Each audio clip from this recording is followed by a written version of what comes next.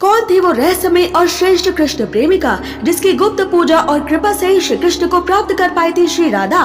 दोस्तों, गर्ग संहिता में वर्णन आता है कि पृथ्वी पर पहली बार श्री कृष्ण से मिलन से पहले राधा जी को भी प्रेम परीक्षाओं से गुजरना पड़ा था। इस संसार में यदि कोई भी श्री कृष्ण को पाना चाहता है तो वो उनकी परम प्रियतमा श्री वृंदा महारानी को खुश किए बिना कभी ऐसा नहीं कर सकता है। गर्ग संहिता में राधा जी की सखी चंद्रानना ने उन्हें श्री कृष्ण प्रिया वृंदा देवी की महिमा बताते हुए ये बताया था कि तुम्हें श्री कृष्ण की प्राप्ति के लिए तुलसी सेवा और सेवन का व्रत लेना चाहिए, क्योंकि जो श्री वृंदा के अधीन हो गोविंद उसके अधीन हो जाते हैं। आगे चंद्रानना बोली, राधिके, संपूर्ण पत्रों, फलों, पुष्पों को भगवान के चरणों में चढ़ाने से जो फल मिलता है वो सदा एकमात्र तुलसी के अर्पण से ही प्राप्त हो जाता है। 100 भार स्वर्ण और 400 भार चांदी के दान का जो फल है वही तुलसी वन के पालन से मनुष्य को मिलता है। राधे, जिसके घर में तुलसी वन होता है वहाँ यमराज के दूत कभी नहीं जाते। अतः गोपनंदिनी, तुम प्रतिदिन तुलसी का सेवन करो जिससे श्री कृष्ण सदा ही तुम्हारे वश में रहे। इस प्रकार चंद्रानना की बात सुनकर श्री राधा ने साक्षात श्री हरि को संतुष्ट करने वाले तुलसी सेवन का व्रत प्रारंभ किया।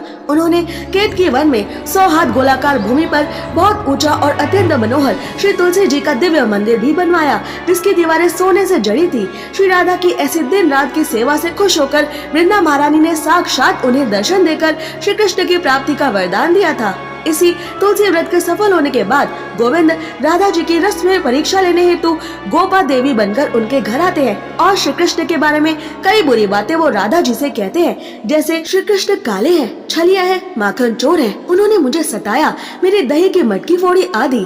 तब राधा जी गोपा देवी को श्री कृष्ण का असली कल्पना से परे का सुंदर चरित्र बताते हैं। इस पर गोपा देवी और राधा जी में शर्त लगी कि यदि राधा के एक बार पुकारने पर श्री कृष्ण सामने प्रकट हो गए तो राधा जी जीती, और यदि गोविंद नहीं आए तो राधा अपना सब कुछ गोपा देवी को दान कर देंगी। इसके बाद राधा जी ध्यान करके श्री कृष्ण को पुकारते हैं और श्री कृष्ण तुरंत उन्हें अपने सुंदर रूप के दर्शन देते हैं। यहाँ ध्यान देने वाली बात यह है कि राधा जी को कोई व्रत करने की जरूरत नहीं है। वो तो हम इंसानों को श्री कृष्ण की प्राप्ति के लिए तुलसी सेवा का सही तरीका और तुलसी पूजन का महत्व बताने के लिए उन्होंने खुद श्री वृंदा महारानी से श्री कृष्ण को मांगा था। इसलिए हमें भी श्री वृंदा देवी को पूर्ण समर्पण करना चाहिए, एक पल को भी उनकी शरण नहीं छोड़नी चाहिए। श्री वृंदा महारानी हमें हमारे प्राणों से भी अधिक प्रिय होनी चाहिए।